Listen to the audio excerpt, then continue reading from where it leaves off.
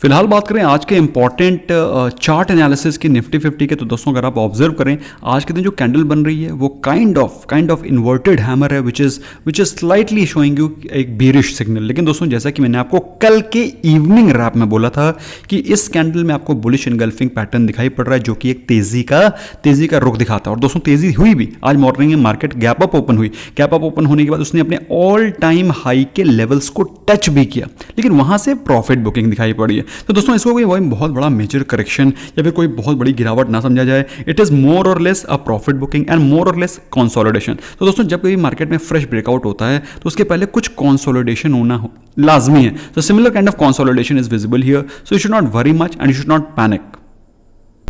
अच्छा, that was point number 1। इसके अलावा दोस्तों अगर आप इसको ऑब्जर्व करें तो बेसिकली निफ्टी ने 50 ने किया क्या है। निफ्टी 50 ने अगर आप देखें तो आज मॉर्निंग में अच्छे खासे गैप बने थे।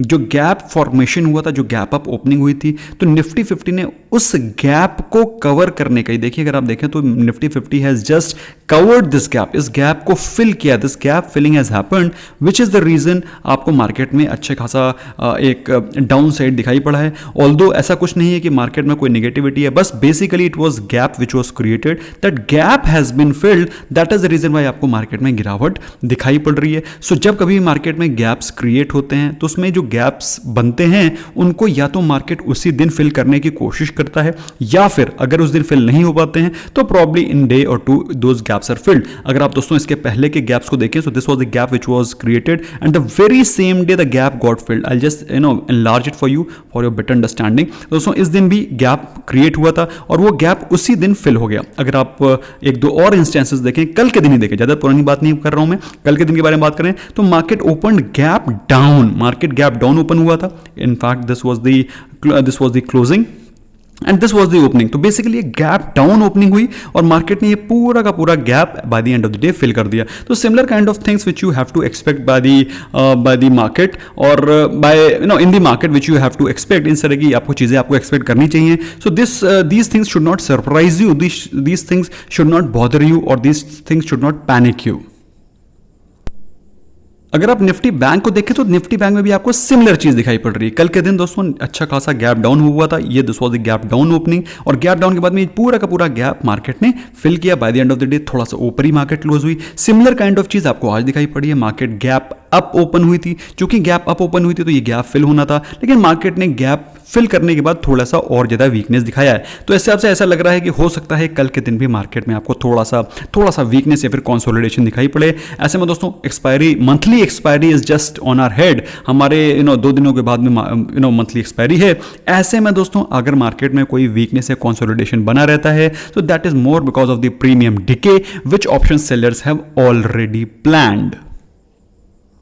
अब मैं ऐसा क्यों कह रहा हूं दोस्तों, जब कभी कुछ बोलता हूं तो there is a sound reasoning behind what I say. अगर हम लोग बात करें फिलहाल निफ्टी बैंक की, तो निफ्टी बैंक ट्रेड कर रहा है 34745 पर। This is the spot price. अगर हम लोग देखें कॉल राइटिंग की सबसे ज्यादा पोजीशंस कहां पे क्रिएट हो रखी हैं तो वो है 35,000 का लेवल। तो बेसिकली 35,000 एक मेजर रेजिस्टेंस है जिसके ऊपर मार्केट हो सकता है अगले आने वाले 2 दिनों के अंदर ना दिखाई पड़े।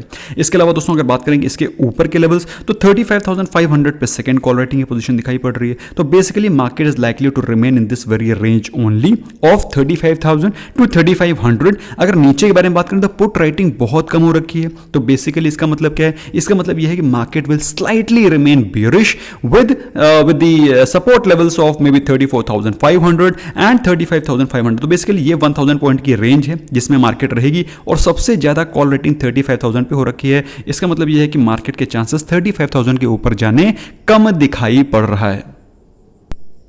वहीं अगर बात करें निफ्टी की तो निफ्टी का स्पॉट प्राइस चल रहा है 15,772। अगर आप कॉल राइटिंग के पोजीशन को देखेंगे 15,800, 15,900 एंड 16,000, ये 3 पोजीशन के ऊपर जबरदस्त कॉल राइटिंग हो रखी है। मतलब इन तीनों लेवल्स पे जितने भी कॉल ऑप्शंस आपको दिखाई पड़ रहे हैं वो सारे के सारे 2 दिनों के अंदर जीरो होने वाले हैं क्योंकि इसमें अच्छी खासी सेलिंग हो रखी है।